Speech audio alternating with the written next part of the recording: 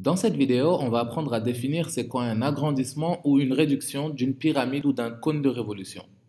Lorsqu'on a un cône de révolution comme celui-ci, on peut tracer une base parallèle à la base initiale et ressortir le plus petit cône de révolution ainsi formé. On peut faire la même chose avec une pyramide en traçant une base parallèle et en ressortant la pyramide en question, qui est donc une plus petite version de la pyramide initiale. On appelle donc le passage d'une petite pyramide vers la plus grande pyramide équivalente, qui ressort donc d'une base parallèle. Ça s'appelle un agrandissement de cette pyramide. Et le passage d'un grand cône de révolution vers un plus petit cône de révolution, ça s'appelle une réduction de ce cône de révolution. Donc quand on parle d'un agrandissement ou d'une réduction, c'est juste une référence, mais ça explique juste la relation qui existe entre deux figures, l'une étant une plus petite version que l'autre. Donc quand on a un agrandissement ou une réduction, ça veut dire que les longueurs sont proportionnelles. Qu'est-ce que je veux dire par là? Donc si j'ai une hauteur h' pour le petit cône de révolution et une hauteur h pour le grand cône de révolution, alors le ratio h' sur h est constant à travers les longueurs de mon cône de révolution. Et donc ça sera vrai pour les rayons, donc r et r' sont proportionnels, donc h' sur h est égal à r' sur r. Et les génératrices G et G' ici seront aussi proportionnelles et donc j'aurai G' sur G qui va donc me donner cette égalité H' sur H égale R' sur R égale G' sur G. Et ce ratio, ça s'appelle le coefficient de réduction. C'est le coefficient par lequel on a multiplié les longueurs du grand cône de révolution pour obtenir le plus petit cône de révolution. Donc si on avait mis les longueurs du grand cône de révolution au numérateur, cette fois-ci on aurait eu un coefficient d'agrandissement. Donc ici ce sont les petites longueurs qui sont au numérateur et donc on parle d'un coefficient de réduction. De l'autre côté, on a quelque chose de similaire avec la pyramide. On a ici une hauteur h pour la grande pyramide et une hauteur h' pour la petite pyramide. Et le ratio, cette fois, h sur h' sera proportionnel. Donc, dans le premier cas, on avait dit h' sur h, puisqu'on était en train de définir une réduction. Cette fois-ci, dans la pyramide, on parle d'un agrandissement de la plus petite pyramide vers la plus grande pyramide. Donc, j'ai amené les grandes longueurs au numérateur. Et donc, h sur h' sera aussi égal au ratio des longueurs du côté de base. Donc, le côté de base ici, on peut l'appeler A pour la grande pyramide et A' pour la petite pyramide. Le ratio A sur A' sera égal au ratio H sur H'. Et ça sera aussi vrai pour les arêtes. Donc, si j'ai une arête de longueur B pour la grande pyramide et B' pour la petite pyramide, j'aurai un ratio B sur B' qui sera égal aux deux ratios précédents. Et donc, le ratio ici, ça s'appelle le coefficient d'agrandissement K, puisqu'on a les longueurs de la grande pyramide au numérateur. Donc, ce coefficient K, c'est le coefficient par lequel on multiplie les longueurs de la petite pyramide pour obtenir la grande pyramide. Il existe aussi une relation entre les aires de nos deux figures ici. Donc, si on considère les aires de base de la grande pyramide et de la petite pyramide, on peut les appeler B et B' respectivement. Le ratio de B sur B' sera égal à K, mais élevé au carré cette fois.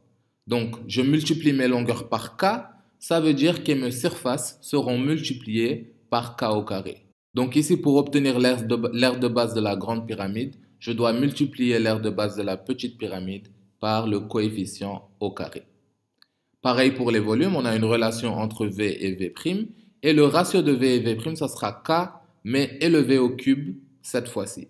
Donc quand je multiplie les longueurs par K, je multiplie les surfaces par K au carré et je multiplie le volume par K au cube.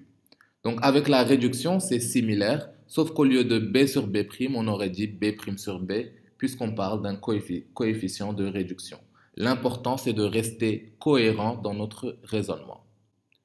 Donc on va résumer ici, on a un cône de révolution à ma gauche et une réduction à ma droite. Donc pour passer des longueurs initiales aux longueurs finales du cône de révolution, on va tout simplement multiplier les longueurs initiales par K. Donc si je connais une des longueurs du grand cône de révolution, je le multiplie tout simplement par mon coefficient de réduction pour obtenir la longueur correspondante du plus petit cône de révolution. Si j'ai la longueur de la génératrice, je la multiplie par K, j'obtiens la longueur de la génératrice du plus petit cône. Si j'ai le périmètre du grand cône, je le multiplie par K pour obtenir le périmètre du plus petit cône. Pareil avec les aires, on peut passer des aires initiales aux aires finales en multipliant par K au carré cette fois-ci. Donc par exemple, l'aire de base ici en bleu, en le multipliant par K au carré, je peux obtenir l'aire de base du plus petit cône de révolution automatiquement. Et donc avec les volumes, le volume initial étant multiplié par K au cube va nous donner le volume final. Donc si je connais le volume initial de la grande pyramide, j'ai ici coloré la pyramide en vert pour représenter son volume, en le multipliant par K au cube, j'obtiendrai automatiquement le volume du petit cône de révolution. Alors on va faire un petit exercice ici qui nous donne une pyramide régulière P1 à base carrée de 5 cm de côté et de 10 cm de hauteur. La pyramide P2 est une réduction de P1 de 4 cm de hauteur. On nous demande de calculer l'aire de la base de la pyramide P2 et d'ensuite calculer le volume de cette même pyramide. Donc on va commencer par le calcul de l'aire de base de la pyramide P2. Je vais l'appeler aire de base de P2 ici. Et pour trouver l'aire de base de la petite pyramide, idéalement, on aurait calculé avec le côté. Donc, l'aire d'un carré, c'est le côté fois le côté. Ici, malheureusement, je ne connais pas le côté de la base de P2. Tout ce que je sais, c'est que cette pyramide P2 provient d'une réduction de la pyramide P1.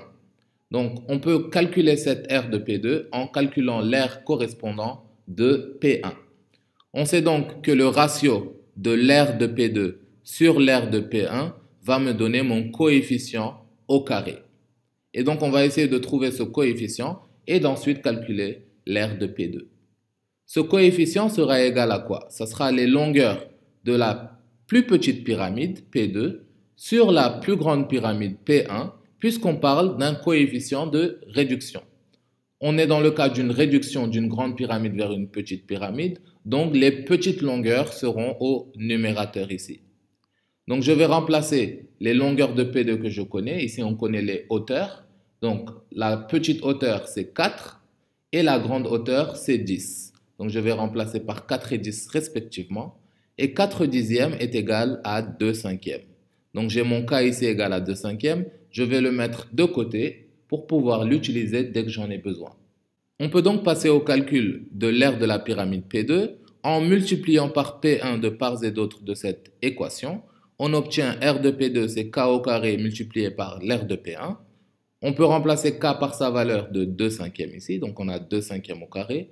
Et l'aire de base de P1, l'aire d'une base carrée de 5 cm de côté, c'est tout simplement 5 au carré.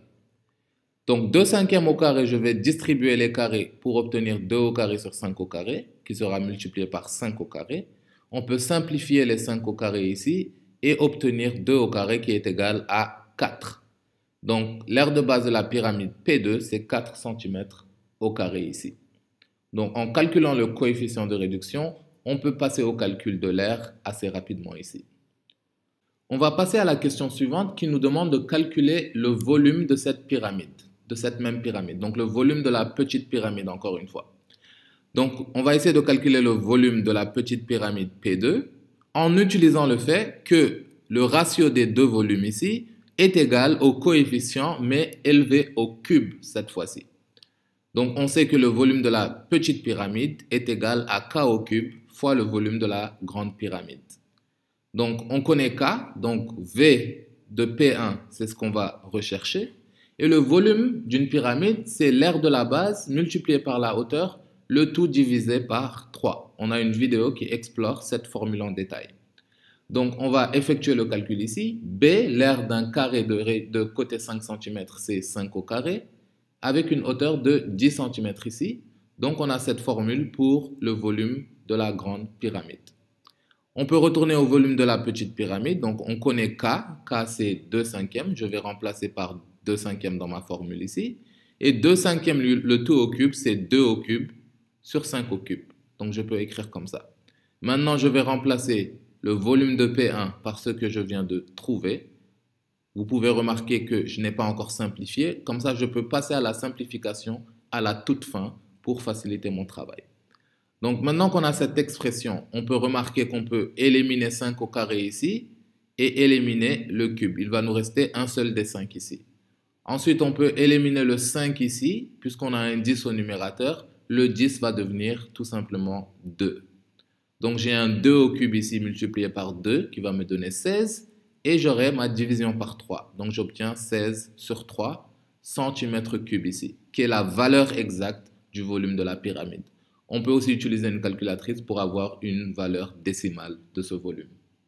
Donc de manière générale, pour calculer le volume ou l'aire d'une réduction ou d'un agrandissement, il suffit de calculer le coefficient de réduction ou d'agrandissement et d'utiliser les longueurs, les aires initiales pour trouver les aires de la réduction ou de l'agrandissement.